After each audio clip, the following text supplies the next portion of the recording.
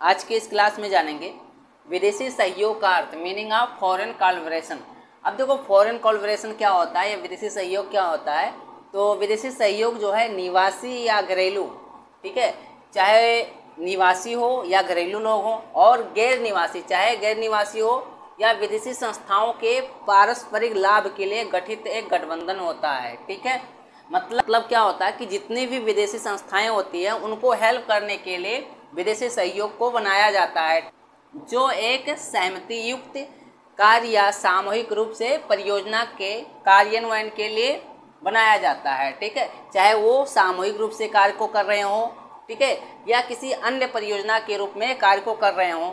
ठीक, ये संस्थाएं व्यक्ति, फर्म, कंपनियां, संगठन या सरकारें भी हो सकती हैं। ठीक है, और ये संस्थाएं क्या हो सकती है, कोई व्यक्ति की हो सकती है या कोई फर्म हो सकता है या कोई कंपनी हो सकता है या कोई भी संगठन हो सकता है या वहाँ की सरकार भी हो सकती है। ठीक है, इन सभी के हेल्प के लिए बनाया जाता है विदेशी सहयोग को। और विदेशी सहयोग जो है वित्तीय, तकनीकी, विपणन या प्रबंधन परामर्श संबंधी हो सकता है। ठीक, विदेशी सहयोग के प्रकार, टाइप्स ऑफ फॉरेन कोलैबोरेशन। अब देखो इसमें पहला हो जाएगा वित्तीय सहयोग, जिसे बोलेंगे फाइनेंशियल कोलैबोरेशन।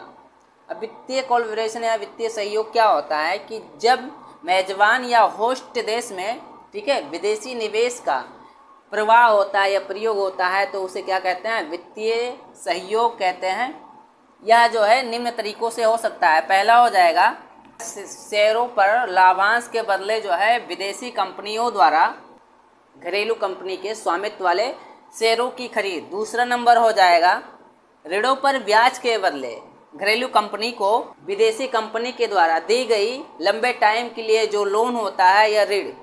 तीसरा नंबर हो जाएगा कच्चे माल, संयंत्र और मशीनरी की खरीद के लिए घरेलू कंपनी को विदेशी कंपनी के द्वारा दी गई लोन की सुविधा या ऋण की सुविधा। अब दूसरा नंबर हो जाएगा तकनीकी सहयोग, टेक्निकल कोलैबोरेशन। अब इसमें क्या होता है, तकनीकी सहयोग में जो मेजबान कंपनी होती है विदेशी कंपनी को मशीनरी, तकनीकी जानकारियाँ, पेशेवर सेवाओं और विशेषज्ञता जो है उन्हें प्रदान करती है। उन्नत प्रौद्योगिकी को विकसित देशों से, जितने भी विकासशील देश होते हैं उसमें जो है इसी तरह से ट्रांसफ़र या हस्तांतरित किया जाता है। तीसरा नंबर हो जाएगा विपणन सहयोग, मार्केटिंग कोलैबोरेशन। विपणन सहयोग में बाजारों के साझाकरण के संबंध में विदेशी वस्तुओं के जो भी सेवाएं होती हैं, ठीक है, उसकी परवाह को लेकर दोनों देशों के बीच क्या होता है, एक समझौता होता है, एग्रीमेंट होता है। और इस प्रकार जो है घरेलू और विदेशी बाजार जो है विपणन सहयोग में या मार्केटिंग कोलैबोरेशन में क्या होते हैं, एकीकृत होते हैं। विपणन सहयोग में विदेशी कंपनी अपने देश में मेजबान कंपनी द्वारा उत्पादित वस्तुओं और या अंतर्राष्ट्रीय बाजार में अपने वितरण नेटवर्क का उपयोग करने के लिए क्या होती है, बाजार से सहमत होती है। चौथा नंबर हो जाएगा प्रबंधन परामर्श सहयोग, मैनेजमेंट कंसल्टेंसी कोलैबोरेशन।